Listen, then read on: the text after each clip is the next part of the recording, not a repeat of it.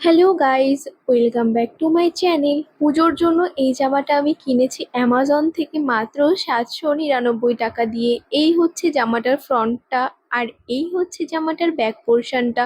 এর ব্যাকটা কিন্তু পুরোটাই ব্যাকলেস ছিল, আনারকলির মধ্যে, তার ওপর আবার ব্যাকলেস। দেখতে এত সুন্দর লাগছিল সামনে থেকে, তোমরা না দেখলে বিশ্বাসই করবে না। তার উপর আবার চুড়িদার হাতা, মানে সামনে কুচি কুচি থাকবে।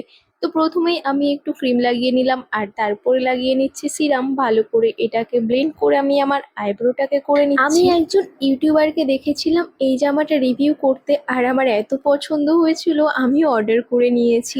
এখন আমি একটা পিঙ্কিশ পিচ কালারের আইশ্যাডো নিয়ে ভালো করে আমার আপার লিডে লাগিয়ে নিচ্ছি, আর এই সেম কালারটা নিয়ে কিন্তু আমি আমার লোয়ার লিডেও ভালো করে ব্লেন্ড করে নেব।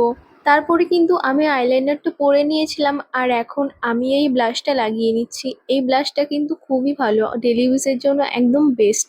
ব্লাশ লাগিয়ে তারপরে আমি এখানে মাস্কারা লাগিয়ে নিচ্ছি। তারপরে আমি এখানে একটা নিউড কালারের লিপস্টিক লাগিয়ে নিচ্ছি, আর বাস আমার মেকআপ কমপ্লিট। তো তারপরে আমি ভাবছিলাম কোন ইয়াররিংটা পরবো। আমার কাছে তিনটে অপশন ছিল, তো ভাবলাম একটা একটা করে পরে দেখি।